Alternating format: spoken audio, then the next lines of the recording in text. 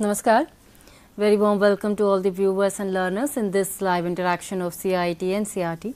I am Renu Bhatt with you all, and you are watching us live on PME Vidya channels, channel number 11. Apart from this channel, you are with us on our YouTube channels as well, that is NCERT Official and NCERT PME Vidya class number 11. And dear viewers, as you can see, I am accompanied by our sign language interpreter. Let's meet her. You are Miss Ambu Sakshi. Very warm welcome, Ambu. And this session is for biology 11th standard students, and the topic that we are going to discuss today is biological classification part first, और ये आपका chapter 2 है बच्चों। और biological classification की जब हम बात करते हैं तो इसमें आता है कि जितने भी लिविंग थिंग्स और ऑर्गेनिजम्स हैं हम उनको क्लासिफिकेशन करें। लेकिन क्लासिफिकेशन क्या होता है, इसे करना ज़रूरी क्यों है, और जब इसे किया जाता है तो कौन कौन से ऐसे मेजर चीज़ें होती है जिसे ध्यान में रखा जाता है। और इसके अलावा बहुत सारे क्वेश्चंस आपके दिमाग में आ रहे होंगे। इन सभी सवालों के जवाब देने के लिए हमारे एक्सपर्ट हमारे साथ हैं, तो बिना किसी देरी के आप सभी का परिचय करवाना चाहेंगे उनसे। आप हैं मिस्टर सुनीत साथी, आप TGT नेचुरल साइंस और काउंसलर हैं, डायरेक्टरेट ऑफ एजुकेशन दिल्ली से। सर आपका बहुत बहुत स्वागत है। Thank you ma'am, thank you and नमस्कार बच्चों। और बच्चों, कोई भी आपकी क्वेरी हो आप हमारे एक्सपर्ट से पूछ सकते हैं। आपको हमें कॉल करना है, वेदर यू आर स्टूडेंट और teacher, feel free to connect to us through our various mediums. आप हमें कॉल करें हमारे टेलीफोन नंबर पर जो है 8800440559। Either you can drop a mail as well. हमारा ईमेल एड्रेस है dth.class11@cit.nic.in। यूट्यूब चैनल्स पे हैं तो लाइव चैट बॉक्स में जाकर अपना कमेंट ड्रॉप कर सकते हैं। आप जैसे ही अपना कमेंट ड्रॉप करेंगे आपकी बात तुरंत हम तक पहुंच जाएगी, और आपके जितने भी प्रश्न हैं, आपकी क्वेरीज हैं, आपके डाउट्स हैं, सारी बातें हमारे एक्सपर्ट तक शेयर हो जाएंगी। तो हम चाहते हैं कि ज़्यादा से ज़्यादा संख्या में आप हमसे जुड़ें और अपनी क्वेरीज हमारे एक्सपर्ट से साथ शेयर करें। जब तक आप हमसे जुड़ते हैं हम सर के पास चलते हैं और हम सर से जानना चाहेंगे, बिकॉज हम बायोलॉजिकल क्लासिफिकेशन पार्ट फर्स्ट पे बात कर रहे हैं। सर, क्लासिफिकेशन क्या होती है, सबसे पहले तो हम आपसे ये जानना चाहेंगे सर। जी बच्चों, today we are going to cover some other topics related to biological classification, that is your chapter number 2 in your biology textbook. जैसा मैम ने पूछा कि क्लासिफिकेशंस, हम उसी से शुरुआत करते हैं बच्चों। Classification as far as it is relevant to the living organisms, it is a kind of scientific process, ma'am, okay, in which we used to put each and every kind of living organisms which is existed in this nature, according to some of the parameters in some specific groups. okay, उनको कुछ parameters हैं, उनके basis पे उनको identify किया जाता है और उनको डिफरेंट काइंड्स ऑफ ग्रुप्स में रखा जाता है। okay. ये तो एक सिंपल हमारा परिभाषा हो गया क्लासिफिकेशंस का। जी, तो हम आगे बढ़ते हैं। सर यहाँ पर मैं आपसे एक सवाल करना चाहूँगी कि जैसे तो ये तो आपने बताया कि ग्रुप्स में उन्हें बांटना क्लासिफिकेशन हो गया जी, किन तरह की समस्याओं का सामना करना पड़ सकता है और प्रॉब्लम्स आ सकते हैं अगर क्लासिफिकेशंस ना हो तो? बहुत सारी चीज़ें हैं। क्लासिफिकेशन करने से पहले हमें हर तरह के लिविंग ऑर्गेनिजम्स को डिस्कवर भी करना होगा। बहुत सारे लिविंग ऑर्गेनिजम्स में उनके बीच में जो सिमिलरिटीज़ हैं, जो डिससिमिलरिटीज़ हैं, उनको फाइंड आउट करना होगा, उनके फीचर्स को स्टडी करना होगा, उनकी इवोल्यूशनरी स्टडी को जो है स्टडी करना होगा। उसके बेसिस पे जब इस तरह की हम रिसर्च और स्टडीज़ करते हैं, फिर हमारे जो स्टडी का हमारा जो आउटकम है उसमें निकल के आता है कि इनकी बॉडी स्ट्रक्चर क्या है, इनकी फिजियोलॉजी क्या है, इनकी मॉर्फोलॉजी क्या है, इनके हैबिटेट्स क्या हैं, इनका रिप्रोडक्शन प्रोसेस क्या है, इनका न्यूट्रिशन मैकेनिज्म क्या है। तो इस तरह की डिटेल जब हम सारे ऑर्गेनिजम्स के बारे में हमें पता लगता है, हम फाइंड आउट करते हैं, उसके बेसिस पे then we would be in a position to group each and every kind of organisms in some kind of particular groups, कि ये सिमिलरिटीज इनके बीच में हैं तो ये इनको हम ये नाम देंगे, और ये सिमिलरिटीज इनके बीच में हैं तो हम इनको ये नाम देंगे। जी, प्रॉपर एक उनको आइडेंटिफाई करने का एक तरीका है। जी जी, तो ये तो क्लासिफिकेशन की बात हुई, और सर अब हम चैप्टर शुरू करते हैं। जी, ये ठीक जैसा ही है जैसे हम एक आम भाषा में समझें, हम NCERT के कैंपस की बात करते हैं मैम। NCERT के कैंपस में बहुत सारी बिल्डिंग्स हैं, CIET है, नेशनल इंस्टीट्यूट्स ऑफ एजुकेशन से NIE है, एडमिनिस्ट्रेटिव ब्लॉक्स हैं, रेजिडेंशियल ब्लॉक्स हैं, और फिर हमारे जो नीपा का ब्लॉक्स है।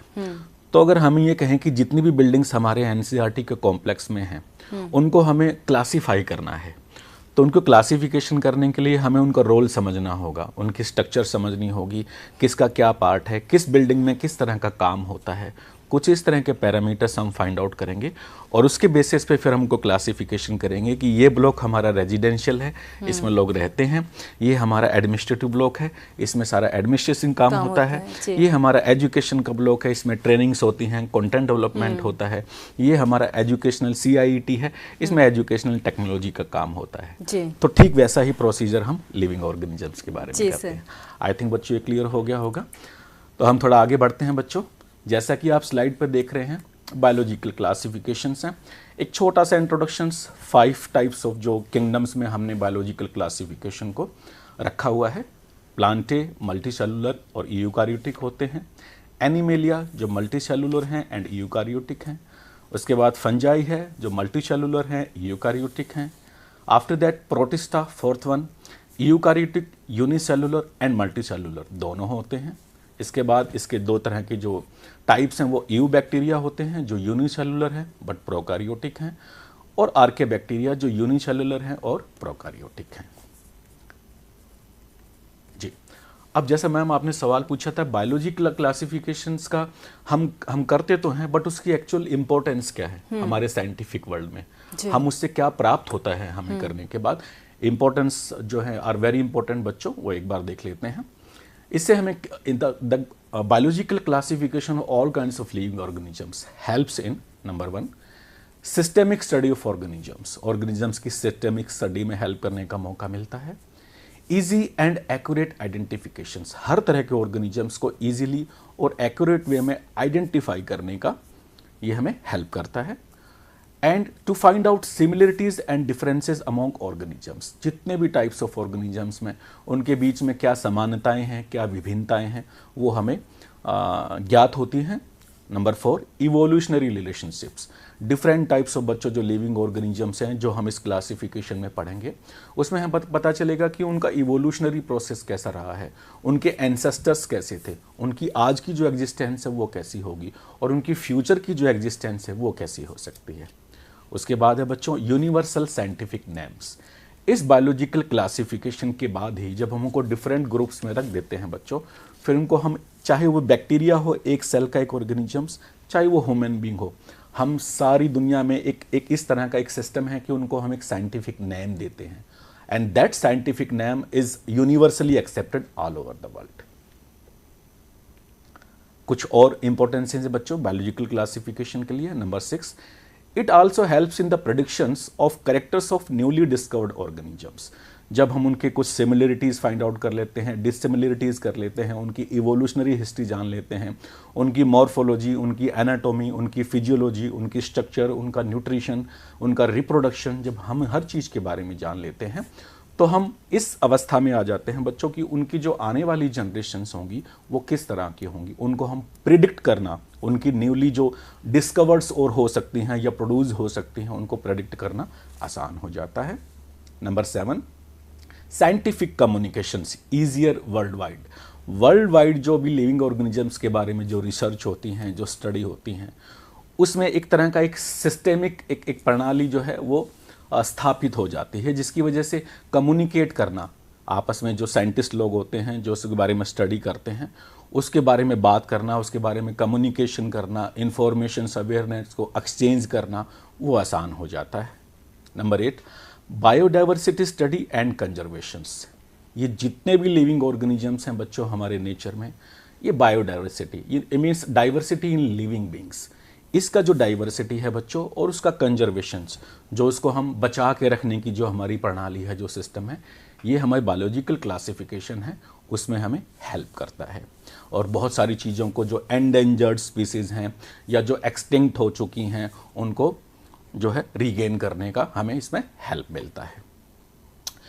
9th है बच्चों, ऑर्गेनाइजेस बायोलॉजिकल नॉलेज लॉजिकली। जो बायोलॉजिकल नॉलेज है, चाहे वो स्टूडेंट्स में हो, रिसर्च स्कॉलर्स में हो, एकेडमिशियंस में हो, स्कूल्स में हो, कॉलेज में हो, यूनिवर्सिटीज़ में हो, जितना हम वास्ट बहुत बड़े लेवल पे जो बायोलॉजिकल नॉलेज है वो लॉजिकली है, यानी कि साइंटिफिक बेसिस पे हम उसको पता लगाने का, उसको इंफॉर्मेशंस गेन करने का हमें ये हेल्प करता है। And last but not the least बच्चों, it also helps in understanding the origin and evolution of life. Origin and evolution of life, चाहे वो एक कोशिका का जीव बना हो, वन सेल ऑर्गेनिजम्स हो, यूनिसेलुलर हो, मल्टी सेलुलर हो, टिश्यू लेवल पे हो, कोई भी ऑर्गेनाइजेशन हो नेचर का, उसका इवोल्यूशंस कैसे हुआ है, उसका ओरिजिन कैसा हुआ है, कितने सालों उसको लगे हैं, वो कहाँ पे स्थापित हुआ था, फिर कहाँ कहाँ पे उसका जो है स्प्रेड हुआ, इस तरह की जो सारी नॉलेज है वो हमें बायोलॉजिकल क्लासिफिकेशन से मिलती है मैम। तो इस तरह के मैम ये हमारे बहुत इंपॉर्टेंट जो है इम्पोर्टेंस जो है जिस जो हमें हेल्प बायोलॉजिकल क्लासिफिकेशन हमें हेल्प करता है फाइंड आउट करने के लिए। तो आई होप बच्चों की जो बायोलॉजिकल क्लासिफिकेशन की जो इम्पोर्टेंस है वो आपको क्लियर हो गई होगी। नाउ एक छोटा सा इंट्रोडक्शन ले लेते हैं कि जो बायोलॉजिकल क्लासिफिकेशन है वो टेक्निकली कहाँ से शुरू हुआ और किस रूप में हुआ। एक बहुत बड़े बायोलॉजिस्ट रहे हैं बच्चों जिनका नाम था एरिस्टोटल। सबसे पहले उन्होंने ही जो है एक साइंटिफिक जो है क्लासिफिकेशन दिया था बायोलॉजिकल वर्ल्ड के बारे में, और उन्होंने जो ऑर्गेनिजम्स लिविंग ऑर्गेनिजम्स थे उनको दो ग्रुप में बांटा। Number 1 is plants including trees, shrubs and herbs, and second group of organism is animals, or animals he again divided into two subgroups: animals with red blood and animals without red blood. But उसके बाद बच्चों एक हमारे फिर से एक biologist हुए जिनका नाम है कार्ल लिनेयस। उन्होंने फिर से एक 2 किंगडम क्लासिफिकेशन दिया ऑल ओवर जितने भी ऑर्गेनिजम्स पाए जाते हैं नेचर में। किंगडम प्लांटे जो प्लांट से संबंधित है, एंड एनिमेलिया फॉर जो एनिमल से संबंधित है, जितने भी एनिमल्स है उसमें इंक्लूड हुए। बट ये जो क्लासिफिकेशन हुई बच्चों ये ठीक तरह से इस्टेब्लिश इसलिए नहीं हो पाई, there were lots of limitations, कुछ ड्रॉबैक्स थे, बहुत सारे प्रश्न थे, बहुत सारी क्वेरीज थी जिनका ये क्लासिफिकेशन जवाब नहीं दे पाए। Now just let us have a look on those limitations. What are those? You know these kingdom classifications could not distinguish. जो मोस्ट इंपॉर्टेंट पार्ट है ड्रॉबैक्स का वो ये है कि ये डिस्टिंग्विश नहीं कर पाया किन के बीच में, prokaryotes and eukaryotes. Very important, you know prokaryotes और यूकारियोट्स दो ही तरह के लिविंग ऑर्गेनिजम्स होते हैं हमारे नेचर में, उनके बीच में जो डिफरेंसेस है वो फाइंड आउट नहीं कर पाया। Number 2 unicellular and multicellular, structure के पॉइंट ऑफ व्यू जो ऑर्गेनिजम्स हैं वो यूनिसेलुलर हैं या मल्टीसेलुलर हैं, उनके बीच में क्या डिफरेंस होता है, that is also it could not find. Next is बच्चों synthetic and non photosynthetic organisms, इनके बीच में क्या डिफरेंस होता है, कैसी इनकी फिजियोलॉजी होती है, कैसे ये काम करते हैं, वो डिफरेंसेस जो है फाइंड आउट नहीं हो पाया। Last one is and this two kingdom classification was also not suitable to fit fungi and some other organisms। कुछ ऐसे organisms भी हैं जैसे fungi या उनके अलावा विरियोड्स हैं, वायरसेस हैं, वो किसी एक पार्टिकुलर किंगडम में उनको फिट नहीं कर पाई ये क्लासिफिकेशंस, जिसकी वजह से इनको ठीक से एक्सेप्ट नहीं किया गया। अब एक बहुत उसके बाद एक और हमारे बायोलॉजिस्ट हुए मैम जिनका नाम था रॉबर्ट एच विटेकर। बहुत सारी इवोल्यूशनरी स्टडीज होती रही, लोग उसमें रिसर्च करते रहे, छानबीन करते रहे, फिर जो अल्टीमेटली जो एक क्लासिफिकेशन आया बच्चों जिसको हम 5 किंगडम क्लासिफिकेशन कहते हैं, it was given in 1969 by Robert H Whittaker. और जितने भी लिविंग ऑर्गेनिजम्स हैं मैम हमारे नेचर में, सारे लिविंग ऑर्गेनिजम्स को बहुत डीप में उनकी स्टडी हुई, उनकी स्ट्रक्चर के बारे में, उनकी मॉर्फोलॉजी के बारे में, उनकी रिप्रोडक्शन के बारे में, उनकी एनाटॉमी के बारे में, उनके रिप्रोडक्शन के बारे में, उनके न्यूट्रिशन के बारे में, उनकी हैबिटेट्स के बारे में। और इन सब इतनी बड़ी स्टडीज़ के बाद उन्होंने फिर जितने भी लिविंग ऑर्गेनिजम्स थे उनको 5 किंगडम में डिस्ट्रीब्यूट किया। अब बच्चों वो 5 किंगडम्स कौन कौन से हैं वो एक बार देख लेते हैं। Number 1 is मोनिरा। मोनिरा में बच्चों जितने भी प्रोकारियोटिक ऑर्गेनिजम्स होते हैं, आप यूकारियोट्स क्या होते हैं, प्रोकारियोट्स क्या होते हैं, छोटी क्लासेस में आप 9th-10th में पढ़ चुके हैं ऑलरेडी, तो उसमें हमें डीप में जाने की जरूरत नहीं है। Monera it includes all kinds of prokaryotic organisms. Number 2 protista, all kinds of unicellular eukaryotic organisms are included in this phylum, that is protista. Number 3 fungi, these are the organisms with some kind of absorptive mode of nutrition। ये एक अलग phylum बनाया गया fungi के लिए। 4th one is Plantae, include all kinds of plants, जो भी आप छोटे बड़े प्लांट्स ट्रीज देखते हैं बच्चों, मल्टी सेलुलर होते हैं एंड ऑटोट्रॉफिक होते हैं। And last one is Animalia. All kinds of animals which are found, which are existed in nature, are included in this phylum, that is Animalia. ये multicellular होते हैं बट हेट्रोट्रॉफिक होते हैं। जी sir, यहाँ पर जैसे आपने हेट्रोट्रॉपिक शब्द का इस्तेमाल किया, यहाँ पर हम आपसे जानना चाहेंगे कि ऑटोट्रॉपिक और हेट्रोट्रॉपिक ये जो दो शब्द हैं, ऑर्गेनिजम्स हैं, आपस में किस तरह से डिफरेंस है इनमें, क्या डिफर है, आप प्लीज बताएं। जी मैम, ये ऑटोट्रॉपिक और हेट्रोट्रॉपिक एक तरह का न्यूट्रिशन का एक टाइप है। ओके। जितने भी लिविंग ऑर्गेनिजम्स हमारे नेचर में मिलते हैं उनका जो पोषण होता है, जो न्यूट्रिशन होता है, वो दो प्रकार का होता है। ओके। कुछ ऑर्गेनिजम्स ऐसे हैं जो अपना जो खाना है वो खुद बनाते हैं। For example all kinds of plants, उसमें कुछ फंजाइज भी आ जाते हैं, एल्गे भी। वो क्या करते हैं कि फोटोसिंथेसिस के द्वारा इन प्रेजेंस ऑफ सनलाइट एनवायरनमेंट से कार्बन डाइऑक्साइड लेते हैं, वाटर लेते हैं, और उसके chemical reaction in presence of chlorophyll pigment वो अपना कार्बोहाइड्रेट, अपना खाना बनाते हैं और फिर से कुछ अमाउंट ऑक्सीजन और जो वाटर है वो रिलीज कर देते हैं एनवायरनमेंट में। अपना खाना खुद बनाते हैं, अपना पोषण खुद करते हैं।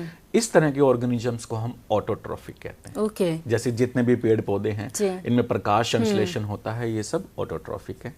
दूसरे ऑर्गेनिजम्स होते हैं हेट्रोट्रॉफिक। फॉर एग्जाम्पल उसमें हम ह्यूमन बीइंग भी आ जाते हैं। okay. कोई भी छोटे से जीव से लेकर ह्यूमन बीइंग तक जो अपने खाने के लिए, अपने पोषण के लिए, अपने न्यूट्रिशन के लिए दूसरे ऑर्गेनिजम्स पे या इन्वायरमेंट पे डिपेंडेंट है। वो अपना खाना खुद नहीं बनाता, वो चाहे किसी दूसरे ऑर्गेनिजम्स को खा के अपना न्यूट्रिशन ले या किसी भी तरह की प्रक्रिया से, चाहे वो प्लांट्स को खाए या एनिमल्स को खाए, but that kind of organisms is particularly dependent on other organisms and environment. Okay. They don't synthesize their own food, and these organisms comes into the category of heterotrophic organisms. Okay. I hope कि yes sir, very much clear. मुझे लगता है हमारे बच्चों को भी clear होगा। Sir, एक क्वेश्चन जो हमारे व्यूवर का भी है, सूरज यादव का, वो आपसे जानना चाहते हैं। मुझे लगता है कि आप वही बताने वाले हैं कि जब हम क्लासिफिकेशंस करते हैं तो कुछ ऐसे मेन क्राइटेरियाज होंगे, कुछ बातें हैं जिन्हें ध्यान में रखना पड़ता है। हमारे साइंटिस्ट ने ध्यान में रखी, तो वो जानना चाहते हैं कि कौन कौन सी ऐसी बातें हैं जिन्हें ध्यान में रखा जाता है इन क्लासिफिकेशंस। बहुत अच्छा क्वेश्चन है जी, और it's very important from your examination point of view. बच्चों, एक बार स्लाइड्स पे भी आप देख रहे होंगे the main criteria which were use for the classification of living organisms. Number 1 is cell structure. जो लिविंग ऑर्गेनिजम्स की जो सेल है बच्चों, वो किस तरह की सेल है, उसमें कौन कौन से ऑर्गेनेल्स हैं, सेल वाल है, सेल मेम्ब्रेन है, किस तरह की है, उसका कंपोजिशन क्या है, उसका फंक्शन क्या है। नंबर 1 कैटेगरी जो क्राइटेरिया है, parameter. Number 2 is body organisation.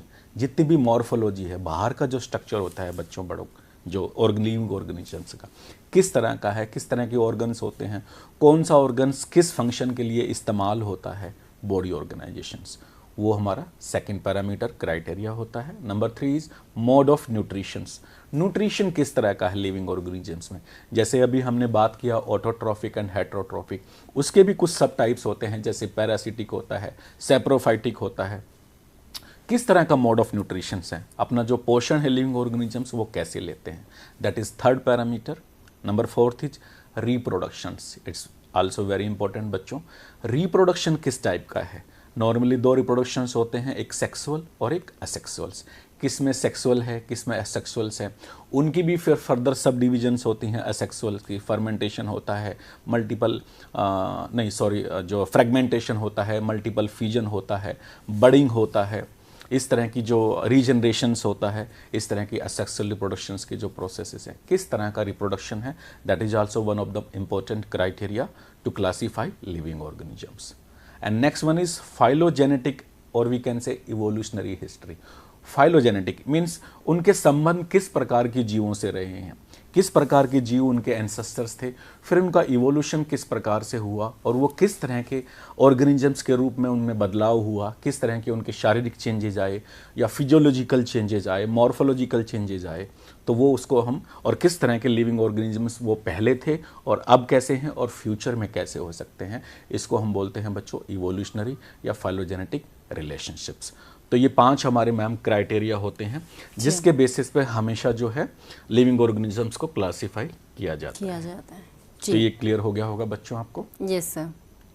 अब एक छोटा सा इंट्रोडक्शन हम ले लेते हैं बच्चों, कौन कौन से 5 किंगडम क्लासिफिकेशन थे एंड नाउ जब जो अभी हमने जस्ट मेंशन किया है जो क्राइटेरिया जिसके बेसिस पे लिविंग ऑर्गेनिजम्स को क्लासीफाई किया गया है, ठीक उसके अकॉर्डिंगली एक डिफरेंसेस है पांचों किंगडम्स में, that is what we are going to cover here. आप स्लाइड्स में देख रहे हैं बच्चों characteristics cell type, cell wall, जो हमने सेल स्ट्रक्चर के बारे में बात किया था, nuclear membrane, body organisation and mode of nutrition, ये कैरेक्टरिस्टिक्स हैं। एंड इनके बेसिस पर डिफरेंसेस और सिमिलरिटीज क्या हैं मोनिरा में, प्रोटिस्टा में, फंजाई में, प्लांटे में एंड एनिमेलिया में। तो cell type in monera prokaryotic, protista eukaryotic, fungi eukaryotic, plantae eukaryotic and animalia eukaryotic. Cell wall monera में बच्चों नॉन सेलुलोजिक होती है, इट मीन्स ये सेलुलोज की नहीं बनी होती है, it consist of polysaccharides and amino acids. In case of protista it is present in some, almost absent रहती है। फंजाई के केसेस में होती है but it is consist of chitin. Plants के केस में इट इज ऑलवेज प्रेजेंट और it is consist of cellulose. Animalia के केसेस में सेल वॉल नहीं होती, एब्सेंट होती है। Number 3 nuclear membrane, monera absent, protista present, fungi present, Plantae present and animalia present. जो न्यूक्लियर मेम्ब्रेन है, सेल के चारों तरफ जो मेम्ब्रेन होती है वो सब में प्रेजेंट होती है। Next one is body organisations. Monera में सेलुलर होती है, यानी कि सेल की बनी हुई एक ही सेल की बॉडी होती है। प्रोटिस्टा में भी सेलुलर होती है। फंजाई में बच्चों मल्टी सेलुलर होती है, ये लूज टिश्यूज होती है, प्रॉपर ऑर्गन्स डेवलप नहीं होते बट टिश्यू लेवल पे होती है। प्लांटे में टिश्यू लेवल और ऑर्गन लेवल पे फुल फ्लैश बॉडी होती है बच्चों। और एनिमल्स में भी टिश्यू लेवल पे भी होती है, ऑर्गन लेवल पे भी होती है and full flash organ system होता है बॉडी के अंदर। नेक्स्ट वन इज बच्चों मोड ऑफ न्यूट्रिशन। इन सारे लिविंग ऑर्गेनिजम्स में जो 5 किंगडम्स हैं, इनमें मोड ऑफ न्यूट्रिशन क्या होता है, that is what we have to cover here. In case of monera it is autotrophic. Autotrophic क्या होता है वो बच्चों हम ऑलरेडी जो है डिस्कस कर चुके हैं। इसमें भी कुछ ऑटोट्रॉफिक और हेटरोट्रॉफिक भी होता है, जिसमें सेप्रोफाइटिक और पैरासिटिक है मेन। प्रोटिस्टा के केस में ऑटोट्रॉफिक होता है, photosynthetic in presence of sunlight and heterotrophic also. Fungi के केसेस में बच्चों मोस्टली हेटरोट्रॉफिक होता है और 2 टाइप्स होता है, saprophytic and parasitic. In case of plants, it is always autotrophic. In case of presence of sunlight, they do photosynthesis, as we all know. And in case of animals, it is almost always heterotrophic. और उसमें कुछ सब types हो जाते हैं, जैसे holozoic है and saprophytic. तो इस तरह से बच्चों इन कैरेक्टरिस्टिक्स के बेसिस पे ये मेन जो डिफरेंसेस हैं और सिमिलरिटीज हैं, that is what we have covered in case of all 5 किंगडम्स। आई होप कि आपको क्लियर हो गया होगा। जी सर। जी। अब बच्चों अब हम कुछ जो हमने जैसा कि हम प्रीवियस स्लाइड्स में एक बार जाते हैं, जो हमारा फर्स्ट जो हमारा जो फाइलम है मोनिरा, उसके बाद protista, fungi, Plantae and animalia. आज हम इस सेशन में बच्चों 2 फाइलम कवर करेंगे, 2 किंगडम कवर करेंगे, मोनिरा एंड प्रोटिस्टा। वो कितने टाइप्स के होते हैं, उनके क्या कैरेक्टरिस्टिक्स होते हैं, वो धीरे धीरे अब आगे हम बढ़ते हैं मैम। जी। सबसे पहले बच्चों किंगडम मोनिरा। किंगडम मोनिरा में बच्चों जितने भी बैक्टीरिया जो हैं हमारे नेचर में, वो सब इंक्लूड होते हैं मोनिरा किंगडम में। मोस्ट अबंडेंट माइक्रो ऑर्गेनिजम्स होते हैं अर्थ पे। हमारी जो धरती माँ है, इसमें जो सबसे ज़्यादा संख्या में जो जीव मिलते हैं वो बैक्टीरिया होते हैं बच्चों, मोस्ट अबंडेंट। कॉस्मोपॉलिटन होते हैं। Cosmopolitan means they found in each and every kind of habitat. कोई भी जगह ऐसी नहीं है जहाँ पे माइक्रो ऑर्गेनिजम्स ना हो। अभी मैं आपके सामने सेशन ले रहा हूँ, अभी मेरे हाथ पे भी आपको माइक्रो ऑर्गेनिजम्स होंगे। मैं जिस सिस्टम का इस्तेमाल कर रहा हूँ, हर जगह जो है बैक्टीरिया होते हैं बच्चों। हैबिटेट्स मोस्टली कौन कौन सी होती हैं? हॉट स्प्रिंग्स, गर्म जो जगह होती हैं मोस्टली। डिजर्ट्स जो सूखे रेगिस्तान हैं। स्नो कवर्ड बर्फीले जो हैं क्षेत्र हैं, उनमें भी होता है। डीप ओशियंस, गहरे समुंदर में। और ऑर्गेनिजम्स की बॉडी में, हमारी जो बॉडी है ऑर्गेनिजम्स की, उसके इनसाइड भी मैम और आउटसाइड भी, हर जगह बैक्टीरिया हैं। माइक्रोस्कोपिक होते हैं तो दिखाई नहीं देते हैं। सिंपल स्ट्रक्चर होती है, एक ही सेल की बॉडी है बच्चों, बट कॉम्प्लेक्स बिहेवियर होता है। और ग्रेटेस्ट मेटाबॉलिक एक्टिविटी करते हैं, और मेटाबॉलिक एक्टिविटी में ग्रेटेस्ट डाइवर्सिटी होती है अमॉन्ग ऑल दीज ऑर्गेनिजम्स। ये कुछ जनरल कैरेक्टरिस्टिक्स हैं बच्चों मोनिरा के। अब आ जाते हैं नेक्स्ट। हम वही बच्चों पैरामीटर्स, वही क्राइटेरिया में हम डिस्कस करेंगे जो हमने क्राइटेरिया के रूप में जो है पढ़े हैं अभी, और on the basis of which 5 kingdom classification was given by R.H. Whittaker, जिसके बेसिस पे वो दिया, वही हम नॉर्मली, सो दैट कि हमें हर तरह के फाइलम में उनकी सिमिलरिटीज हैं बच्चों, उनकी डिससिमिलरिटीज हैं, वो अच्छे से हमें ज्ञात हो जाए। अब न्यूट्रिशन देख लेते हैं बैक्टीरिया में बच्चों। ऑटोट्रॉफिक होता है, autotrophic means of course in presence of sunlight. एक होता है फोटोसिंथेटिक। फोटोसिंथेटिक मीन्स दो प्रकार के, ऑटोट्रॉफिक मीन्स कि अपना खाना खुद बनाने वाले, बट इसमें दो तरह के होते हैं बच्चों। एक होता है ऑटोट्रॉफिक बैक्टीरिया भी होते हैं, it occurs in presence of sunlight, और एक होता है बच्चों chemosynthetic, it takes place in case of in presence of chemical energy, and that chemical energy is used to be received by inorganic some kind of chemicals like nitrates, nitrites and ammonia. This autotrophic nutrition is chemosynthetic. Second होता है बच्चों heterotrophic भी होता है, ये दूसरों पर भी डिपेंड रहते हैं, and they feed on like दूसरे ऑर्गेनिजम्स पे या डेड ऑर्गेनिक मैटर पे जो है फीड करते हैं और वहाँ से अपना न्यूट्रिशन लेते हैं। आई होप कि दोनों आपको क्लियर हो गए होंगे। Now we will go to the next criteria, that is reproduction in bacteria. उसका एक अलग कैरेक्टरिस्टिक फीचर्स है। रिप्रोडक्शंस कैसा होता है बैक्टीरिया के अंदर, ये बच्चों कई तरह के प्रोसेसेस होते हैं रिप्रोडक्शंस। बाइनरी फिजन के अलावा के द्वारा हो सकता है। बाइनरी फिजन्स मीन्स एक दो हिस्सों में टूटना, हम आगे स्लाइड्स में देखेंगे। स्पोर फॉर्मेशंस, कुछ स्पोर्स जो हैं वो डेवलप होते हैं, उनसे फिर नए बैक्टीरिया डेवलप होते हैं। एंड थर्ड होता है बच्चों DNA transfer from one bacterium to another bacterium. ये तीन प्रोसेसेस हैं रिप्रोडक्शंस के in case of bacteria. Now अब हम बैक्टीरिया को फिर से क्लासिफाई करते हैं बच्चों सब ग्रुप्स में, और किसके बेसिस पे? शेप के बेसिस पे। डिफरेंट टाइप्स ऑफ शेप्स होते हैं मैम जो बैक्टीरिया के भी, बट हमें नॉर्मली वहीं कहीं कि माइक्रोस्कोपिक होते हैं तो उसको देखना पड़ता है। नंबर 1 इज बच्चों जिनको हम कहते हैं कोकस, सिंगुलर हम प्लूरल में जो है कोकाई कह देते हैं।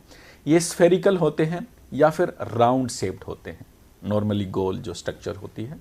सेकंड है बच्चों बेसिलस, बेसिलाई इनको कहते हैं, जैसे ये रोड शेप्ड बैक्टीरिया होते हैं। Third one is vibrio, vibrios plurals में, ये कोमा शेप्ड होते हैं, अभी हम स्लाइड्स में आपको एग्जैक्टली दिखाएंगे। Next one is spirillum, spirillum spirilla, ये स्पाइरल शेप्ड होते हैं बच्चों। ये शेप्ड के बेसिस पे हमने बैक्टीरिया को 4 ग्रुप्स में बांटा है। ये देखिए कोकाई राउंड शेप्ड जो है, बेसिला जो जैसे हमने बताया था स्लाइड्स में रोड शेप्ड बैक्टीरिया है, यहां पे देखिए स्पाइरिला एंड विब्रियो, जैसे देखिए नेक्स्ट स्लाइड्स में विब्रियो कोमा शेप्ड हमने बताया था आपको, एंड स्पाइरिलम जो हमने बताए थे स्पाइरल बेस्ड। स्पाइरिला जो है ये कोमा शेप्ड एंड जो ये स्पाइरल शेप्ड विब्रियो, ये 4 types of on the basis of जो है देयर शेप्स बैक्टीरिया को 4 कैटेगरीज में बांटा गया है। नाउ अब ये जो बैक्टीरिया है बच्चों, इनकी फिर से जो है कुछ ग्रुप्स में, स्पेसिफिक ग्रुप्स में बांटा गया है इनके कैरेक्टरिस्टिक्स के बेसिस पे। एक बार वो हम देख लेते हैं। नंबर 1 इज आर्के बैक्टीरिया, ये एक्सट्रीम और हार्श हैबिटेट्स में पाए जाते हैं बच्चों। इनकी जो हैबिटेट्स होती है एक्सट्रीम होती है, यानी और हार्श हैबिटेट्स बहुत ही इस तरह की जगह जहां नॉर्मली ऑर्गेनिजम्स जो है वो सर्वाइव नहीं कर सकता। नंबर 2, इनके बीच में जो डिससिमिलरिटीज मोस्टली जो इसके बेसिस पे इनको क्लासीफाई किया जाता है वो होती है बच्चों इनकी different cell wall structure. Cell wall structure इनकी एब्सोल्युटली डिफरेंट होती है। अब इनके टाइप्स हैं, types of archaebacteria. There are mostly 3 types of archaebacteria बच्चों। एक होता है हेलोफाइल्स, एक्सट्रीमली साल्टी एरियाज में पाए जाते हैं, जो बहुत जहाँ पे नमक होता है मैम, या जो जैसे नमकीन पानी समुद्र का या किसी भी तरह का जो साल्टी एरियाज हो हैबिटेट्स, वहाँ पे पाए जाते हैं बैक्टीरिया, उनको बोलते हैं हेलोफाइल्स।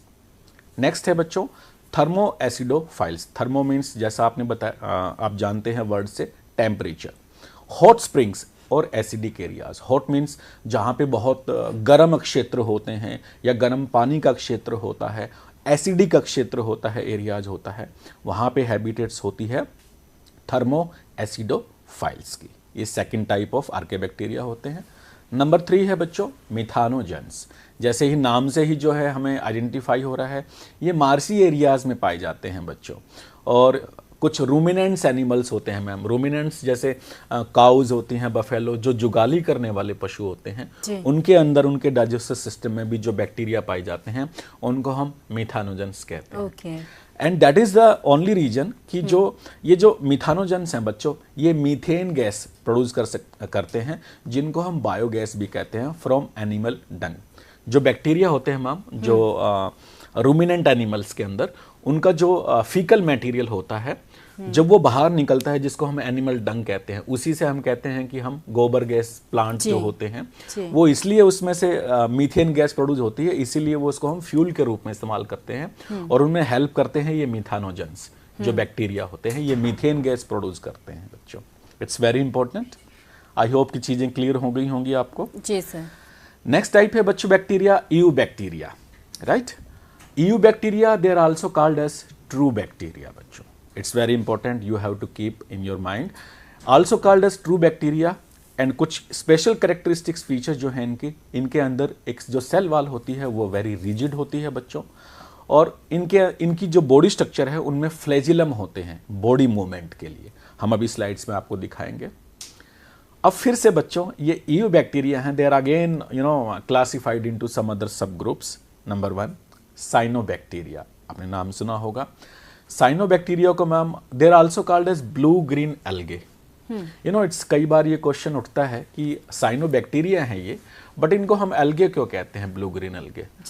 कुछ फोटोसिंथेटिक, अच्छा सबसे पहले हम बता दें आपको, एक तो ये बच्चों फोटोसिंथेटिक होते हैं, इनका जो मोड ऑफ न्यूट्रिशन है, एंड कीमोसिंथेटिक होते हैं, ऑटोट्रॉफ्स होते हैं। Photosynthetic means in presence of sunlight and chemosynthetic means in presence of chemicals energy. इनकी बॉडी के अंदर बच्चों 2 पिगमेंट होती हैं, जिसको हम बोलते हैं क्लोरोफिल ए, जो ग्रीन कलर की पिगमेंट होती है, एंड दूसरी जो पिगमेंट है उसको बोलते हैं बच्चों फाइकोसाइनिन, जो ब्लू कलर की पिगमेंट होती है। और इन 2 पिगमेंट की वजह से बच्चों इनका जो बॉडी कलर है वो ब्लू और ग्रीन हो जाता है। इसलिए तो इनको ब्लू ग्रीन कहा। और अलगे इनको इसलिए कहा बच्चों, ये ठीक अलगे की तरह ये फोटोसिंथेसिस भी करते हैं, यानी कि अपना खाना जो है मैम ये खुद बनाते हैं और खुद उससे अपना न्यूट्रिशन लेते हैं। And just because of these two characteristics, these are known as blue green, just is because of their pigments of chlorophyll A and phycocyanin, and just because of doing photosynthesis algae. So these are also called as blue green algae. Next, और इसके कुछ और जो हैं importance हैं बच्चों, ये जो साइनोबैक्टीरिया हैं ये नाइट्रोजन को फिक्सेशन करते हैं हमारे इन्वायरमेंट के अंदर। इनके अंदर कुछ जो रूट्स में, लेगुमिनस प्लांट्स में होते हैं, वहाँ पे स्पेशल सेल्स होते हैं, हेटेरोसिस सेल्स, उनके अंदर ये नाइट्रोजन फिक्सेशन करते हैं। फॉर एग्जांपल कुछ बैक्टीरिया हैं साइनोबैक्टीरिया, जैसे नॉस्टॉक है, एनेबिना है। नाइट्रोजन फिक्सेशन का मतलब होता है मैम, जैसे हमारे इन्वायरमेंट में नाइट्रोजन होती है, उसकी भी हमारी बॉडी की एक रिक्वायरमेंट होती है, बट उसको प्लांट्स और एनिमल्स डायरेक्टली नाइट्रोजन के रूप में कंज्यूम नहीं कर सकते।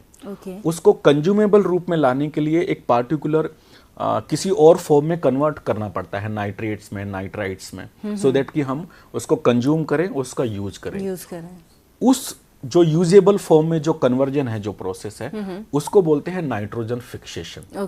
और वो होता है इन बैक्टीरिया के द्वारा। अगर ये ना हो तो नाइट्रोजन हम अपनी बॉडी में के अंदर नहीं ले पाएंगे। हाँ। अच्छा। और एक और इम्पोर्टेंट पहलू है इसका कि उसका फिक्सेशन करने के बाद, उसका यूटिलाइजेशन होने के बाद, ये उन सब प्रोडक्ट्स को फिर से नाइट्रोजन में कन्वर्ट करते हैं कुछ बैक्टीरिया, और फिर से जो है एक साइकिल चलता है, एक चक्र चलता है, फिर से वापस नाइट्रोजन के रूप में एनवायरनमेंट में भेज देते हैं। तो लॉस भी नहीं होता है। तो बच्चों ये साइनोबैक्टीरिया जो फॉर्म्स हैं, ये 3 फॉर्म्स में होती हैं। यूनिसेलुलर होते हैं, कॉलोनियल भी हो सकते हैं, एक गुच्छे में एक साथ मिलके जो है, और फिलामेंटस भी हो सकते हैं, फिलामेंट्स के साथ। ये इसके 3 फॉर्म्स होती हैं साइनोबैक्टीरिया की। हैबिटेट्स बच्चों ये फ्रेश वाटर में भी मिलते हैं, मैराइन वाटर में भी मिलते हैं, जो समुद्री पानी होता है, और टेरेस्ट्रियल जो जमीनी क्षेत्र है वहाँ पर भी पाए जाते हैं। रिलीज करते हैं एटीपी के रूप में एनर्जी बच्चों, वेरी इंपॉर्टेंट फीचर साइनोबैक्टीरिया। और जैसा कि हमने बताया अभी नाइट्रोजन फिक्सेशंस, ये जो बच्चों इंपॉर्टेंट जो नाइट्रोजनस जो प्रोडक्ट्स हैं उनका रिसाइकलिंग करते हैं, जो बहुत ज़रूरी है, जैसे नाइट्रोजन, फॉस्फोरस और सल्फर का। इसका इन्वायरमेंट में रिसाइकलिंग होना, इनको इस्तेमाल करना और फिर से वापस इन्वायरमेंट उस प्रोसेस के थ्रू इन्वायरमेंट में भेज देना। ये इस रिसाइकलिंग में बच्चों जो साइनोबैक्टीरिया है बहुत इंपॉर्टेंट रोल प्ले करते हैं। अब सेकंड है बच्चों हेट्रोट्रोफिक बैक्टीरिया। मोस्ट अबंडेंट होते हैं नेचर के अंदर और एक डिकम्पोजर्स के रूप में जो है ये एग्जिस्ट करते हैं। डिकम्पोजर्स मीन्स जो ऑर्गेनिक जो मैटर होता है उसको इनऑर्गेनिक मैटर में कन्वर्ट करना, डिकम्पोज करना। जैसे बहुत सारे जो पेरिशेबल जो लिविंग ऑर्गेनिजम्स के, प्लांट्स के, एनिमल्स के डेड टिश्यूज़ होते हैं, उनकी बॉडी पार्ट्स होते हैं, उनको डिकम्पोज करना न्यूट्रिएंट्स के रूप में, है ना, उनको नष्ट कर देना, उनको पेरिश कर देना, उस रूप में जो है हेट्रोट्रोपिक बैक्टीरिया जो हैं वो रोल प्ले करते हैं। और इसके कुछ और इम्पोर्टेंट जो हैं इनके जो एप्लीकेशंस हैं बच्चों, फॉर एग्जांपल कर्ड फॉर्मेशंस में आपने देखा होगा लैक्टोबैसिलस बैक्टीरिया। एंटीबायोटिक्स जो हम केमिकल्स लेते हैं, जो डॉक्टर्स हमें प्रेस्क्राइब करते हैं, खास करके बैक्टीरियल या वायरल इन्फेक्शंस में, वो दवाइयाँ बनाने में काम आते हैं। Nitrogen fixation in the roots of leguminous plants we have already discussed. Next है बच्चों इनके कुछ हार्मफुल भी बैक्टीरिया होते हैं, ये जो हेट्रोट्रोफिक बैक्टीरिया हैं, पैथोजेनिक होते हैं। Pathogenic means they can cause diseases. और कौन कौन सी डिसीजेज हैं, जैसे ह्यूमन बींग्स में हो सकती हैं, क्रॉप्स में हो सकती हैं, फार्म एनिमल्स में हो सकती हैं, पेट्स में हो सकती हैं। कौन कौन सी डिसीजेज हैं एक एग्जाम्पल के रूप में हम देख लेते हैं। कॉलरा है बच्चों, टाइफाइड है, टेटनस है, सिट्रस कैंकर है प्लांट्स के अंदर। ये सारी डिसीजेज हैं बच्चों जो इस तरह के heterotrophic bacteria, this are usually caused by this heterotrophic bacteria. Next है बच्चों इसका जो थर्ड टाइप है आर्के बैक्टीरिया जो हम डिस्कस कर रहे थे, माइकोप्लाज्मा। माइकोप्लाज्मा का एक बहुत इंपॉर्टेंट और यूनिक फीचर्स है बच्चों, that is what we have to cover here. इसके अंदर जो ट्रू सेल वॉल है वो कंप्लीटली एब्सेंट होती है बच्चों, नंबर 1 माइकोप्लाज्मा के अंदर। और जो सबसे इंपॉर्टेंट यूनिक फीचर है मैम, अगर कोई पूछे कि इस दुनिया में सबसे छोटा जो ऑर्गेनिजम्स होता है वो कौन सा होता है, टाइप ऑफ बैक्टीरिया है बट उसको हम माइकोप्लाज्मा कहते हैं। ओके, हाँ, it is the smallest non means जाना हुआ living cells existed in the nature, that is mycoplasma. And one more important feature, it can survive, it can live without oxygen, anaerobic respirations के रूप में। Pathogenic भी होते हैं, disease कोज करते हैं बोथ प्लांट्स एंड एनिमल्स के अंदर। ह्यूमन्स के अंदर कुछ डिसीज एग्जाम्पल देख लेते हैं, जैसे न्यूमोनिया होता है बच्चों, that is use to be cause by mycoplasma pneumonia. In case of plants, little leaf disease of brinjal, brinjal के जो पौधे की छोटी छोटी लीव्स हो जाती हैं, that is use to be cause by candidatus phytoplasma. और इसको बच्चों हम आम भाषा में कहते हैं mycoplasma like organisms, MLO, the smallest non living cells in the nature. ये देखिए जो बच्चों स्लाइड्स में हम देख रहे हैं, फिलामेंटस ब्लू ग्रीन अलगे नोस्टॉक हेट्रोसिस सेल्स के साथ और मल्टी साइलेजिनस सीथ के साथ। और यहाँ पे इस स्लाइड्स में जो दिखाया गया है बच्चों, बैक्टीरिया के अंदर डिवीजन है वो कैसे होता है। देखिए सेल वॉल है बाहर की तरफ, सेल मेम्ब्रेन है अंदर की तरफ, और जो अंदर का जो जेनेटिक मटेरियल है वो भी 2 हिस्सों में डिवाइड हो जाता है और धीरे धीरे एक बैक्टीरिया की डिवीजन होके 2 बैक्टीरिया बन जाते हैं। This is just show the division of bacteria, how does it occur. हमारा सेकंड किंगडम में हम आ जाते हैं बच्चों, मोनिरा। हमने सारे टाइप्स ऑफ बैक्टीरिया जो उसमें शामिल थे वो हमने कवर कर लिया है। हमारा सेकंड है बच्चों किंगडम प्रोटिस्टा। अब प्रोटिस्टा में बच्चों इसके कुछ पार्टिकुलर कैरेक्टरिस्टिक फीचर्स हैं, वो एक बार देख लेते हैं। सिंगल सेल्ड होते हैं, इनकी जो बॉडी है सिंगल सेल की ही बनी होती है। यूकारियोटिक होते हैं और अनक्लियर्ड बाउंड्रीज होती है, जो बाहर की सेल मेम्ब्रेन है या सेल वॉल है अनक्लियर्ड होती है। मोस्टली एक्वेटिक होते हैं, ये पानी के अंदर ही पाए जाते हैं, इनकी जो हैबिटेट है वो पानी के अंदर होती है प्रोटिस्टा की। नेक्स्ट है बच्चों एक जो बहुत इंपॉर्टेंट पॉइंट है, these protista, the kingdom protista is acts as an interlink in between plants, animals and fungi. Interlink means जो हम नेक्स्ट सेशन में पढ़ेंगे, फंजाई जो प्लांट जो किंगडम है, फंजाई, प्लांटे और एनिमेलिया, उन तीनों के कहीं ना कहीं किसी ना किसी रूप में बच्चों जो फीचर्स हैं, जो कैरेक्टरिस्टिक्स हैं, चाहे छोटे रूप में हो बड़े रूप में हो, वो इनके प्रोटिस्टा के अंदर होते हैं, and that is why the kingdom protista acts as an connecting link in between plants, animals and fungi. अब इनकी सेल स्ट्रक्चर की बात कर लेते हैं बच्चों। वेल डिफाइंड न्यूक्लियस होता है, मेम्ब्रेन बाउंड ऑर्गेनेल्स होते हैं, और जिनकी लोकोमोशन है, लोकोमोशन मीन्स बॉडी की जो मूवमेंट है, ये जो आगे बढ़ते हैं, इनके अंदर स्पेसिफिक कुछ ऑर्गेनेल्स होते हैं जिनको हम फ्लेजिला कहते हैं, एंड उसके अलावा सीलिया होते हैं। ये इनकी बॉडी मूवमेंट में हेल्प करते हैं। रिप्रोडक्शंस बच्चों दोनों तरह का होता है। Number 1 is एक्सेक्सुअल and second is sexual. Both the sexual and asexual reproductions occurs in Protista. Sexual reproductions, how does it occur? It can include cell fusion and by zygote formation. Cell fusion के द्वारा भी sexual reproduction होता है, और zygote formation के द्वारा भी, जो नॉर्मल एक प्रोसेस है reproductions का, sexual reproductions का। अब इसमें बच्चों जो प्रोटिस्टा के जो कुछ टाइप्स हैं उनको फिर से एक सब ग्रुप्स में हमने बांटा है, उनके कुछ कैरेक्टरिस्टिक फीचर्स के बेसिस पे। That is what we have to cover now. Number 1 is chrysophytes. Chrysophytes, yes, for examples diatoms, golden algae, जिनको हम आम भाषा में डेस्मिट्स भी कहते हैं बच्चों। इनकी जो हैबिटेट्स है, these are used to be occurred in fresh and marine environment both.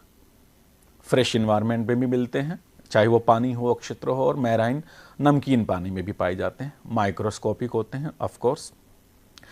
ये फ्लोट करते हैं बच्चों वाटर करंट्स के अंदर, प्लांक्टोन। जैसे आपने देखा होगा ना, कभी कभी कुछ ऐसे तालाब होते हैं जिनमें एक तरह की ऊपर नजर आती है, छोटे ऐसे वो नजर आएगा जैसे छोटे छोटे पौधे हैं टाइप में, प्लांक्टोन्स उनको बोलते हैं उस रूप में, बट वो क्राइसोफाइट्स होते हैं मैम।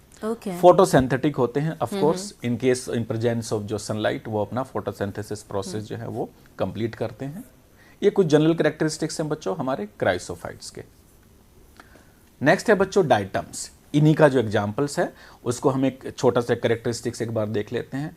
डायटम्स के केसेस में बच्चों cell wall that used to be formed two thin overlapping sales.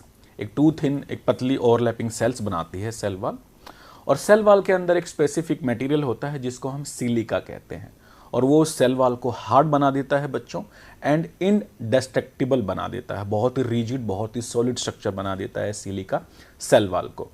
और ये चीफ प्रोड्यूसर्स होते हैं ओशियंस के अंदर। ओशियंस के अंदर इनकी जो समुद्र, जो सागरों के अंदर इनकी जो संख्या होती है, चीफ प्रोड्यूसर्स होते हैं। प्रोड्यूसर्स मीन्स कि जो जितने भी समुद्री जीव होते हैं उनका सबसे बड़ा जो खाना है वो ये डायटम्स होते हैं मैम, समुद्र के अंदर, इसीलिए इनको चीफ प्रोड्यूसर्स कहा जाता है बच्चों। एक और इंपॉर्टेंट इनका जो फीचर्स है बच्चों, डायटोमेसियस अर्थ। ध्यान से सुनिए, डायटोमेसियस अर्थ ये क्या होता है? ये जो डायटम्स होते हैं बच्चों, इनका एक्यूमुलेशन होना शुरू हो जाता है। इनकी जब डिपोजिशन लार्ज हो जाती है इनकी सेल वॉल्स की, तो क्या होता है, इनकी जब जो डेड जो डायटम्स होते हैं वो जब एक्यूमुलेट होना शुरू करते हैं तो वो अपनी सेल वॉल का उनका जो बहुत बड़ी मात्रा में डिपोजिशन होना शुरू हो जाता है इनकी डेड बॉडीज से, और वो फॉर्मेशन, उस स्ट्रक्चर को हम कहते हैं बच्चों डायटोमेसियस अर्थ। और इसकी बहुत इंपॉर्टेंट एप्लीकेशंस हैं, जैसे पॉलिशिंग में यूज होता है, फिल्ट्रेशन, जो ऑयल फिल्ट्रेशन का जो प्रोसेस है बच्चों, जिसमें हम डीजल, पेट्रोल, गैसेस जो बनाते हैं जिनको फिल्टर करते हैं, उस प्रोसेस में डायटोमेसियस अर्थ का जो है स्ट्रक्चर का यूज होता है। और सिरप्स, जो दवाइयाँ वगैरह बनती हैं उनमें जो फिल्ट्रेशन प्रोसेस करते हैं उसमें इसका इस्तेमाल होता है। नेक्स्ट है बच्चों जो हमने डाइनोफ्लैजिलेट्स, इसका एग्जाम्पल हम लेके चलेंगे गोनियोलैक्स। इसको हम प्रोनाउंस करेंगे गोनियोलैक्स के नाम से, या गोनियोलैक्स। इसका एक एग्जाम्पल है डाइनोफ्लैजिलेट्स। इसके कुछ मेन कैरेक्टर्स देख लेते हैं बच्चों। मैराइन होते हैं, फोटोसिंथेटिक होते हैं। मैराइन मीन्स जो नमकीन क्षेत्र में मिलते हैं, पानी में मिलते हैं, फोटोसिंथेटिक होते हैं। इन case of presence of light ये अपना फोटोसिंथेसिस का प्रोसेस पूरा करते हैं। हाँ, एक इंपॉर्टेंट चीज़, ये डिफरेंट पिगमेंट्स होती हैं बच्चों, and based on the presence of those pigments, जो उनका कलर होता है, इनकी बॉडी भी वैसे ही कलर की हमें नज़र आती है। फॉर एग्जांपल येलो भी हो सकते हैं, ग्रीन भी हो सकते हैं, ब्राउन भी हो सकते हैं, ब्लू भी हो सकते हैं, रेड भी हो सकते हैं। इन सारी जो नंबर ऑफ पिगमेंट्स हैं, इन्हीं कलर की पिगमेंट्स होती हैं, और उनके बेसिस पे इनकी बॉडी का कलर ऐसा हो जाता है डाइनोफ्लैजिलेट्स का। सेल वाल है बच्चों बहुत स्टिफ होती है, सेलुलोज प्लेट्स की बनी होती है ऑन आउटर सरफेस। फ्लैजिला और सीलिया जो हमने मूवमेंट के लिए जो ऑर्गन्स के बारे में जिक्र किया था, इसमें 2 फ्लैजिलाज होती हैं बच्चों बॉडी मूवमेंट के लिए, एक लॉन्गिट्यूडिनल होती है और एक ट्रांसवर्स होती है जो इनकी बॉडी की मूवमेंट में हेल्प करती है। इनका जो मल्टीप्लिकेशन है बच्चों वो बहुत रैपिड, बहुत जल्दी होता है और कॉजेज रेड टाइड्स। समुद्र में मैंने कभी कभी देखा होगा कि इस तरह का ऐसा एक रेड टाइड्स के रूप में जैसे लाल लाल क्षेत्र हो जाता है बहुत बड़ा। उसमें क्या होता है कि ये जो डायनोफ्लेट्स हैं ये मल्टीप्लिकेशन करते हैं, यानी कि अपनी संख्या इतनी जल्दी से बढ़ाते हैं रेड कलर के रूप में, और वो सारा क्षेत्र जो है ऐसा लगता है कि जैसे टाइड्स जो तूफान जैसे आता है ना पानी का, जो ऐसा लगता है कि जैसे एक रेड एक लाल कलर का जो है एक टाइड्स बनना शुरू हो गया है, वो just because of their rapid multiplication of dinoflagellates in ocean regions. Toxin को रिलीज करते हैं बच्चों, और टॉक्सिन को जो रिलीज करते हैं पानी के अंदर वो थोड़ा सा हार्मफुल होता है किसके लिए, हमारे जो मैराइन एनिमल्स होते हैं जैसे फिशेस वगैरह, उनके लिए ये हार्मफुल होता है। ये हुआ बच्चों हमारा डायनोफ्लैजिलेट्स। हम देखिए जो हम आपको दिखा रहे हैं जैसे डायनोफ्लैट्स में गोनियोलेक्स, उनका हम स्लाइड्स जो एक पिक्चर्स दिखा रहे हैं आपको, ये गोनियोलेक्स है आपका, पिक्चर्स में देखिए स्ट्रक्चर्स फ्लैजिलम के साथ। नेक्स्ट है बच्चों यूग्लिनोइड्स। यूग्लिनोइड्स भी एक जो कैरेक्टरिस्टिक्स है हमारा प्रोटिस्टा में ही जो एक अलग से सब ग्रुप्स है, उसमें एग्जाम्पल जैसे हम यूग्लिना का लेते हैं बच्चों। हैबिटेट्स होती हैं मोस्टली फ्रेश वाटर होती हैं, जो नदी का पानी है, तालाब का पानी है, जो फ्रेश वाटर जो हैबिटेट्स होती हैं वहाँ पे पाए जाते हैं। और स्टेगनेंट वाटर ठहरा हुआ पानी है जैसे तालाब है या झील है, वहाँ पर भी ये पाए जाते हैं। हाँ, सेल वाल इनके बीच में इनमें जो है बच्चों एब्सेंट होती है, स्पेशली यूग्लिनोइड्स में। प्रोटीन रिच लेयर होती है बच्चों इनमें, इनकी बॉडी में, जिसको हम पेलिकल कहते हैं। And this pellicle is also involved to make body flexible. इनकी बॉडी बहुत फ्लेक्सिबल होती है and that is just because of their protein rich layer that is called as pellicle. Flagella that are used for the movement of body, 2 flagellas are present here, one is short and one is long. Photosynthetic होते हैं, इनका जो mode of nutrition है बहुत photosynthetic, means in presence of light, as well as heterotrophic also, dark in absence of light, heterotrophic भी होते हैं nutritions. Pigments होती हैं बच्चों इनके बीच में, जैसे हायर प्लांट्स में होती हैं पिगमेंट्स, ऐसे ही यूग्लिनोइड्स के अंदर भी कुछ पिगमेंट्स होती हैं। हम आपको पिक्चर दिखाते हैं यूग्लिना का, देखिए एक शॉर्ट फ्लैजिलम है, एक लॉन्ग फ्लैजिलम है, ये बॉडी स्ट्रक्चर है इनका, और इनकी ही हेल्प से इनकी जो बॉडी है बच्चों ये मूव करती है। और न्यूट्रिशंस और बाकी कैरेक्टरिस्टिक्स तो हमने डिस्कस कर ही लिए हैं। थर्ड सब ग्रुप है बच्चों प्रोटिस्टा का स्लाइम मोल्ड्स, जिसको एक एग्जाम्पल के रूप में चलें फाइसेरम, ये एक एग्जाम्पल है स्लाइम मोल्ड्स का। ये बच्चों न्यूट्रिशन जहाँ तक इनका सवाल है सैप्रोफाइटिक होते हैं, फीड करते हैं। Saprophytic means a kind of heterotrophic nutrition in which they use to get their nutritions by feeding on some kinds of dead and decaying जो ऑर्गेनिक मैटर होता है, जो सड़ा गला जो पदार्थ होता है, उन पे खा के जो है उनको खा के ये अपना न्यूट्रिशन प्राप्त करते हैं, and that is known as saprophytic. ये स्पेसिफिक फीचर्स होता है स्लाइम मोल्ड्स का। मूवमेंट, बॉडी की जो मूवमेंट है बच्चों, एंड फीडिंग जो होती है that is use to be occurred by decaying twigs and leaves. Nutrition में ये बच्चों एक प्रोसेस होता है जिसको हम फैगोसाइटोसिस कहते हैं। ये एक पूरे ऑर्गेनिक मैटर को एंगल्फ कर लेता है उसके सराउंडिंग में करके और बॉडी के अंदर ले लेता है। इस प्रोसेस को जैसे अमीबा में भी होता है, इस प्रोसेस को हम कहते हैं फैगोसाइटोसिस। एक प्रोसेस होता है न्यूट्रिशन का by engulfing organic matter inside the body. और ये बच्चों सिंगल होते हैं जब ये बहुत ज़्यादा संख्या में होते हैं, they use to be aggregates into a specific kind of structure that is known as plasmodium. ये प्लाज्मोडियम है बच्चों, इसमें ये एग्रीगेट्स होते हैं, उस स्ट्रक्चर को प्लाज्मोडियम कहते हैं। उसके बाद वो जो प्लाज्मोडियम है वो फ्रूटिंग बॉडीज बनाता है, और वो जो फ्रूटिंग बॉडीज है दैट अगेन कंटेन स्पोर्स। अब स्पोर्स क्या होते हैं बच्चों, इनमें ट्रू वॉल्स होती है एंड डिस्पर्स होते हैं एयर करंट्स के द्वारा, हाईली रेजिस्टेंट होते हैं और लॉन्गर सर्वाइव होते हैं। ये स्पोर्स के ही रूप में फिर ये अडल्ट ऑर्गेनिजम्स बनते हैं बच्चों। ये कुछ कैरेक्टरिस्टिक्स फीचर्स हैं हमारे स्लाइम मोल्ड्स के, फाइसेरम। और इसका मैं आपको स्लाइड्स भी दिखाता हूँ डायग्रामेटिकली। ये बच्चों फाइसेरम स्लाइम माउल्स, ये देखिए, ये एक तरह से एक स्ट्रक्चर्स है जिसको हम, जैसे हमने बताया था, जब एग्रीगेट्स होते हैं प्लाज्मोडियम बनाता है। ये बहुत सारे जो स्ट्रक्चर्स हैं ये एग्रीगेट हो रहे हैं, एक ये प्लाज्मोडियम का रूप इन्होंने ले लिया है। नेक्स्ट है बच्चों प्रोटोजोन्स, जो एक प्रोटिस्टा का जो लास्ट जो सब ग्रुप्स है प्रोटोजोन्स। फॉर एग्जांपल अमीबा, आपने पढ़ा भी होगा 9th-10th क्लासेस में। हेट्रोट्रोफिक होते हैं बच्चों एंड लाइव एज प्रीडेटर्स और पैरासाइट्स। प्रीडेटर्स मीन्स दूसरों को खाने वाले जीव, और पैरासाइट्स होते हैं जो दूसरे लिविंग ऑर्गेनिजम्स के या तो बॉडी के अंदर रहते हैं या बॉडी के बाहर रहते हैं, और दूसरे लिविंग ऑर्गेनिजम्स की बॉडी के अंदर रह के और बाहर रह के उनका अपना न्यूट्रिशन जो है वो ऑब्टेन करते हैं। ऐसे लिविंग ऑर्गेनिजम्स को हम पैरासिटिक कहते हैं। जी जी जी सर। अमीबॉइड, कुछ ये टाइप्स होते हैं बच्चों प्रोटोजोन्स के। अमीबॉइड प्रोटोजोन्स हैं। Habitat fresh water, sea water and moist cell. Fresh water में भी मिलता है, सी वाटर मेराइन वाटर में भी मिलता है, मॉइस्ट सोइल में भी मिलता है। मॉइस्ट मीन्स जो नमी वाली जो मिट्टी होती है।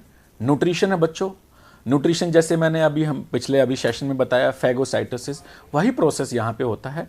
इनमें स्पेसिफिक पार्टिकुलर ऑर्गन्स होते हैं जिनको हम फाल्स फूड कहते हैं, यानी कि उनको शूडोपोडिया एक आम भाषा में कहा जाता है, और उसके द्वारा वो ऑर्गेनिक मैटर को इंगल्फ करते हैं, बॉडी मूवमेंट को एक स्ट्रक्चर बना के, और उसको ऑर्गेनिक मैटर को कैप्चर करते हैं और बॉडी को अंदर ले लेते हैं। और ये जो ऑर्गन्स जो स्पेशल बनाते हैं अपनी बॉडी को एक्सटेंड करके, इनको हम बच्चों फाल्स फीट कहते हैं, शूडोपोडिया। That is how they used to get their organic matter for getting nutritions. Marine forms होती हैं बच्चों इनकी, जो मेराइन जहाँ पे एक क्षेत्र में पाए जाते हैं, उनके अंदर सिलिका सेल्स होते हैं, स्पेशल स्ट्रक्चर्स है सिर्फ जो मेराइन जो अमीबॉइड प्रोटोजोन्स होते हैं। और कुछ जो अमीबॉइड प्रोटोजोन्स होते हैं बच्चों वो पैरासिटिक भी होते हैं। फॉर एग्जाम्पल एंटामीबा हिस्टोलाइटिका, ये भी एक एग्जाम्पल्स है अमीबॉइड प्रोटोजोन्स का। ये देखिए यहाँ पे अमीबॉइड प्रोटोजोन्स यहाँ पे दिखाया गया है बच्चों स्ट्रक्चर, अंदर सेल की स्ट्रक्चर है, और जब इसको जो है ऑर्गेनिक मटेरियल लेना होता है तो इसी की बॉडी जो है ये इस तरह से एंगल्फ करता है और अपनी बॉडी को इस तरह से एक्सटेंड करता है और एक स्ट्रक्चर बनाता है जिसको हम बोलते हैं शूडोपोडिया। ये आपको क्लियर हो गया होगा। और उस शूडोपोडिया बना के देखिए ये स्ट्रक्चर है, ये यहाँ पे ऑर्गेनिक मटेरियल को बॉडी के अंदर ले रहा है।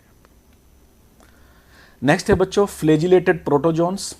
इसका जो टाइप्स है, एक सेकंड फ्लेजिलेटेड प्रोटोजोन्स होते हैं। फॉर एग्जांपल ट्राइपनोसोमा, जैसा आप स्क्रीन में स्लाइड्स में भी देख रहे हैं।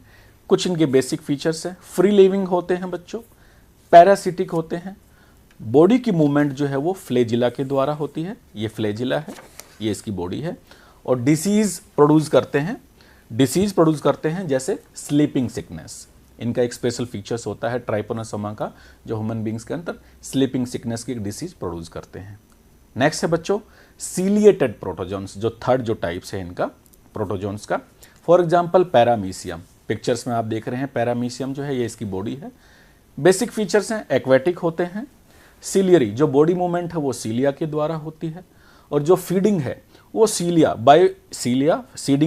बाय सीलिया इनटू ए कैविटी। इनकी बॉडी के अंदर एक कैविटी होती है जिसको हम गलेट कहते हैं, उसके अंदर ऑर्गेनिक मटेरियल को ये अंदर लेते हैं by the movement of cilia, and that is how they use to do their nutrition. Next है और लास्ट है बच्चों sporozoans. For example plasmodium, pictures में आप देख रहे हैं। ये एक इन्फेक्शियस स्पोर लाइक ऑर्गेनिजम्स होते हैं, एक स्टेज होती है इनके बीच में बच्चों in their life cycle. Infectious means ये एक डिसीज प्रोड्यूस करते हैं, जैसे इसको बोलते हैं हमारे जो ह्यूमन बींग्स के अंदर होती है मलेरिया। मलेरिया का मच्छर होता है, जैसे फीमेल मैनोफिल्स जो है, एनोफिल्स एजिप्टी वगैरह, वो मलेरिया के जो स्पोरोजोन, जो प्लाज्मोडियम के जो स्पोर्स हैं वो एक जगह से उठाते हैं, और जब वो काटते हैं तो वो उसके स्पोर्स दूसरे बॉडी के अंदर इंजेक्ट कर देते हैं। फिर वहाँ पे उनका मल्टीप्लिकेशन होता है और उसको वो जो है मलेरिया का जो है डिसीज़ बन जाता है। और उसका पार्टिकुलर जो ऑर्गेनिजम्स हैं वो है बच्चों प्लाज्मोडियम विवाक्स। तो यहाँ पे आए बच्चों, हमने सारे के सारे जो हमारे मोनिरा में मैम और जो प्रोटिस्टा में जितने भी हमारे टाइप्स ऑफ उसमें बैक्टीरिया थे, और यहाँ पे जितने भी टाइप्स ऑफ हमारे प्रोटिस्टा थे, उनको उनके बेसिक फीचर्स के बारे में जाना बच्चों, उनकी रिप्रोडक्शन के बारे में, उनकी हैबिटेट के बारे में, उनकी मॉर्फोलॉजी के बारे में, उनकी बॉडी मूवमेंट के बारे में, उनके न्यूट्रिशंस के बारे में, and on the basis of all this criterias उनको हमने डिफरेंट डिफरेंट ग्रुप्स में और सब ग्रुप्स में बांटा मैम जी। तो ये हमने आज कवर किया बच्चों। इसके अलावा जो हमारे और फाइलम्स है प्लांटे, एनिमेलिया और फंजाई, वो हम नेक्स्ट सेशन में कवर करेंगे जी। मैम कुछ क्वेश्चंस अगर हैं तो ले लेते हैं जी सर, आपने इतने अच्छे से हमें बताया है। मुझे लगता है कि हमारे बच्चों को बहुत ही सारे जो इतने भी कॉन्सेप्ट्स हैं क्लियर हो गए होंगे, लेकिन अगर फिर भी उनके मन में कोई भी डाउट है तो हम उनसे एक बार फिर से कहेंगे कि आप हमसे ज़रूर जुड़ें। हमसे जुड़ने के सारे तरीके आपको अपने हमारी टेलीविज़न स्क्रीन पर नज़र आ रहे हैं। आप मेल कर सकते हैं और आप अपने लाइव इंटरेक्शन के कमेंट सेक्शन में जाके कमेंट भी कर सकते हैं। आपने कमेंट्स किए, आपका बहुत बहुत धन्यवाद। और इस सत्र को हम यहीं पर आप करना चाहेंगे, तो जाने से पहले सुनीत सर आपका हम बहुत बहुत धन्यवाद करना चाहेंगे। Thank you ma'am, thank you and thank you बच्चों, नमस्कार। Thank you so very much sir कि आप स्टूडियो आपने इतने अच्छे से पूरा चैप्टर इतने डिटेल में हमारे बच्चों तक पहुंचाया। आपका बहुत बहुत धन्यवाद। साथ ही अनुष्का, हम यहाँ पर आपका भी धन्यवाद करते हैं और अंबु साक्षी आपका भी। यहाँ पर अपने सभी देखने वालों को हम बताना चाहेंगे कि अगला सत्र कौन सा है और किस कक्षा के लिए हम लेकर आए हैं। हम बता दें कि केमिस्ट्री के 12th स्टैंडर्ड स्टूडेंट्स के लिए हम लाइव इंटरेक्शन लेकर आए हैं, जो है solutions, expression, concentration, terms and applications. इस टॉपिक पे हम बात करने वाले हैं। आप हमारे साथ बने रहें। अभी फिलहाल मैं रेणु भट्ट ले लेती हूँ आप सभी से अनुमति। आप बने रहें PME विद्या चैनल्स पर और अधिक रोचक और ज्ञानवर्धक कार्यक्रमों के लिए। नमस्कार।